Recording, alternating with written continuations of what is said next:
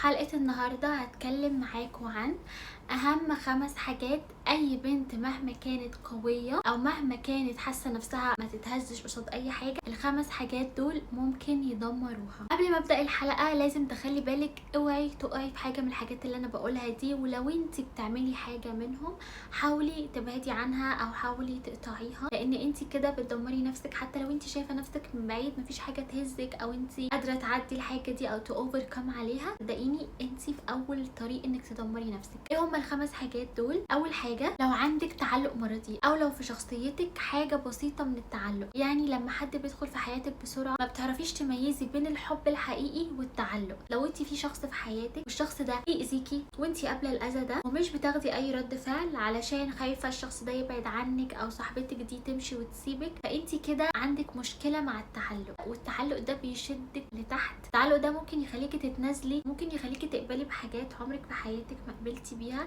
فلو انت عندك حتى سيكة تعلق لازم تحاولي تتخلصي منها. وانا هنا مش بقول التعلق الصحي اللي هو بيجي من الحب والعشره والكلام ده، انا بتكلم عن التعلق المرضي، التعلق اللي يخليكي مش شايفه الشخص اللي قدامك ده كويس ولا وحش، مش عارفه تميزي اذا كان هو خير ليكي ولا شر. في ساعات بنات بتبقى عارفه ان الشخص ده مؤذي بس هي راضيه بيه. ليه بترضي بيه؟ بترضي بيه عشان اسباب كتيره قوي. يا اما بتهربي من الواقع بتاعك، يعني الواقع بتاعك بيكون مش احسن حاجه، مش عايشه الحياه اللي انت بتتمنيها، فلما بيظهر في حياتك حاجه مسليه او شخص بيهتم بيكي بتتعلقي بيه وتبقي عايزه تكملي معاه للاخر، على الرغم انه ممكن يبقى اكتر حاجه توكسيك في الوجود. كلام هنا مش بس على شخص، لا، انا ممكن اقابل واحده صاحبتي توكسيك، شله مش مناسبه ليا، مكان شغل بيأذيني مش مديني حقي، كل ده بيكون تعلق. ممكن التعلق ده بفكره، ممكن التعلق ده بوزيشن معين. حبي الحاجه وتمسكي بيها، حبي نفسك قبلها. فلو انت عندك اي ملامح تعلق مرضي في حياتك، لو انت بقيتي وزيره، لو بقيتي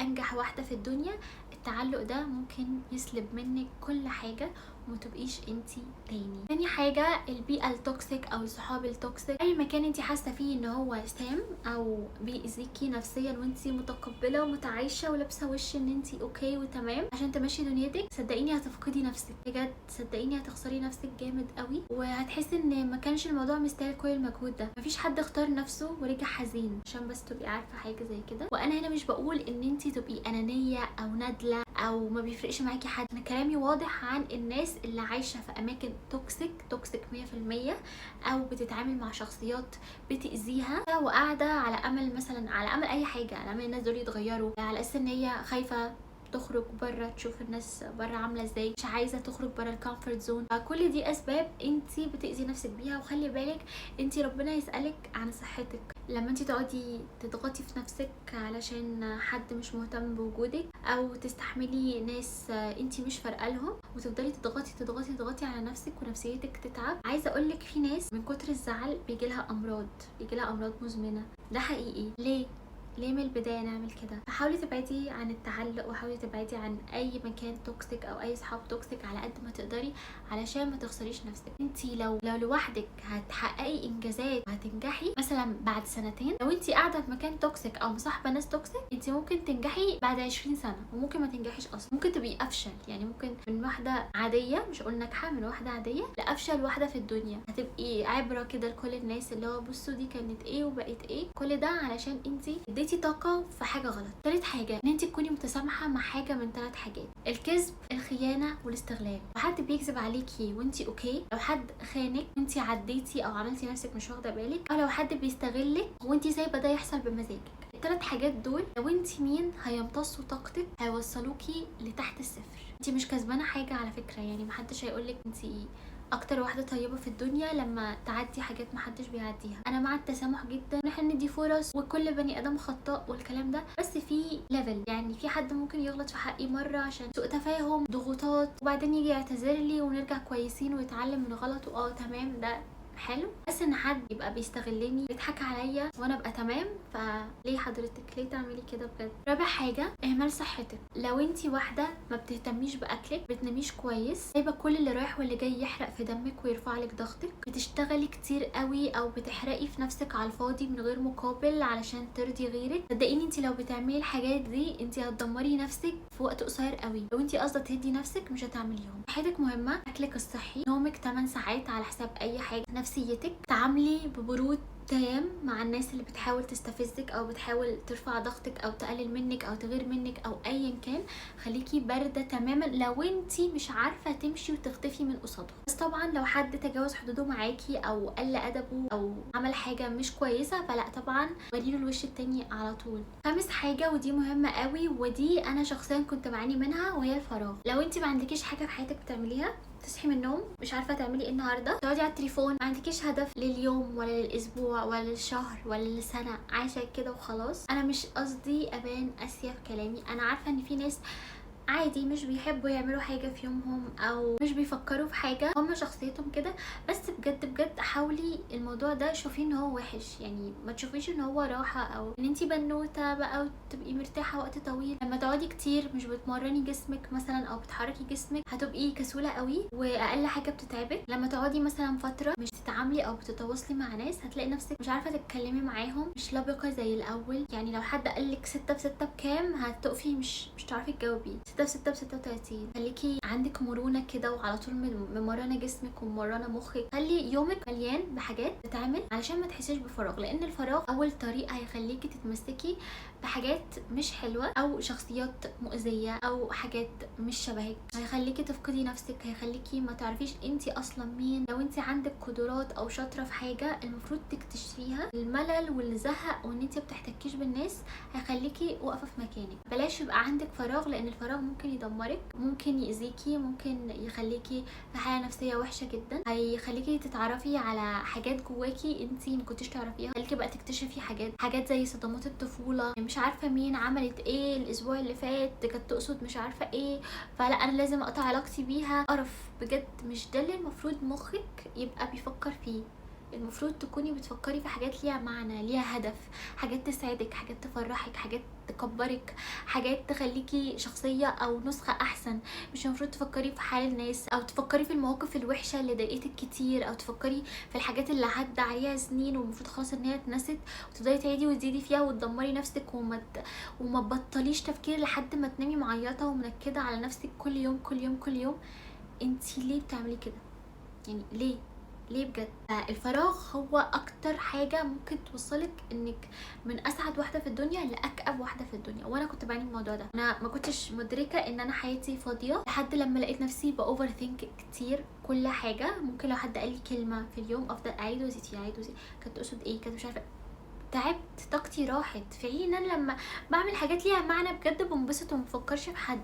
يعني اللي قالت واللي عملت حتى موقف كبير ما بقتش بتشغلني، ما بقتش افكر في حد، بفكر في نفسي، بفكر في الحاجات اللي ورايا، مشغوله، دماغي بتفكر كتير. العالم بره ممكن يكون بيولع بس انا مركزه في حياتي، في حاجه في مخي شغلاني، في هدف انا بسعى عشانه، في حاجه بصحى من النوم عشانها، مش كل وقتي على التليفون، مش كل وقتي بلا هدف.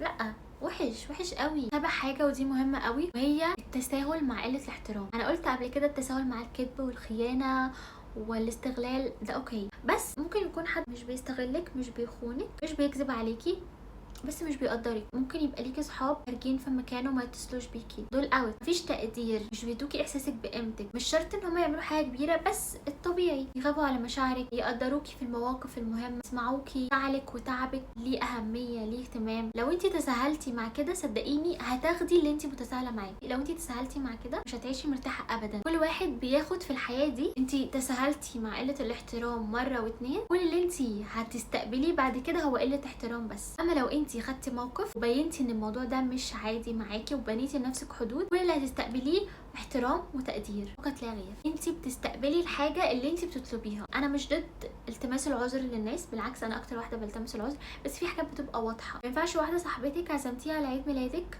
وما جاتش وما اعتذرتش وما قالتلكيش انا ما جيتش عيد ميلادك عشان مثلا 1 2 3، ما بعتتلكيش حتى مسج، وهي بعدها تيجي تقولك تعالي عيد ميلادي فانت تروحي. ما ينفعش واحده تيجي تكلمك قبل المناسبه بتاعتها بيومين وتقولك تعالي وتروحي.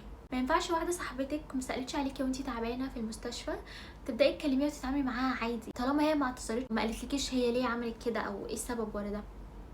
التساهل مع قله الاحترام مش هيديكي غير قله احترام. وانا مش ضد انك تكوني بتلتمسي العذر، انا اكتر واحده بلتمس العذر للناس، بس في عندي حاجات انا مش بحبها، بقطع مع الشخص بدون كلام بس بعد ما يكون عامل حاجه دي كذا مره. في ناس كتير بتبقى مشغوله وناس كتير بتبقى تعبانه وناس كتير ما عندهاش طاقه وفي ناس مريضه وفي ناس عندها هم، كل ده انا بلتمس العذر بيه. بس في حاجات بتكون بسيطه من غير مجهود بتفرق في علاقتي باللي قدامي، فما تتساهليش مع قله الاحترام بليز. الحاجه اللي قبل الاخيره وهي المقارنه، الكومباريشن. لو انتي بتقارني نفسك بحد صدقيني انتي مش هتاخدي اي حاجه غير ان انتي هتدمري نفسك، وهتتحولي بعد كده المقارنه دي هتتحول لعدم رضا، وعدم الرضا ده هيتحول لحقد، والحقد هيتحول لحسد، بعدين هتلاقي نفسك في الاخر مش حواليكي حد، كل الناس مش عايزه تبقى قريبه منك عشان انتي بتقارني حياتك بحياتهم. لو انتي لسه في بدايه مرحله المقارنه دي بجد حاولي تعالجيها وتمحيها من حياتك تماما، لان هي مش حلوه خالص وبتاثر عليكي انتي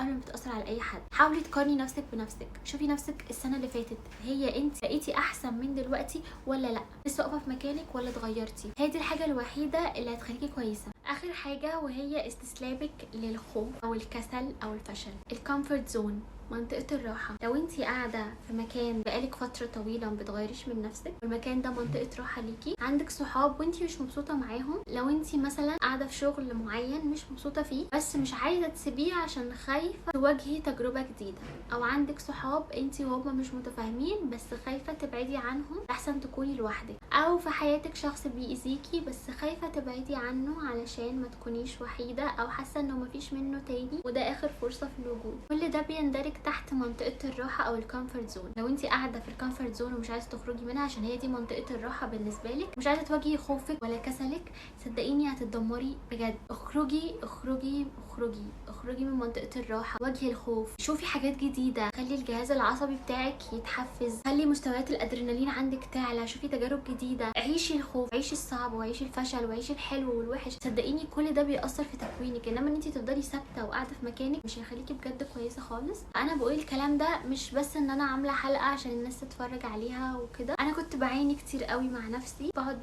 كتير قوي صوتي الداخلي يقول لي لا انتي بتعملي ده غلط، بس ادركت فعلا ان كل ما بقعد اكتر في منطقة الراحة كل ما الخروج بيبقى اصعب، بس لما بتخرجي منها بتحسي انك بجد يا ريتك كنتي عملتي كده من زمان، ويا ريتني كنت خدت القرار من زمان ان انا اغير الشغل اللي انا فيه، اغير الاماكن مثلا اللي انا مش مريحاني، او ايا كان بقى منطقه الراحه اللي انا فيها. بس دي كانت كده حلقه النهارده، لو عجبتكم قولولي واستنوني الحلقه جديده، هتكلم معاكم عن موضوع حلو قوي ان شاء الله يعجبكم. وانا كده خلصت، باي.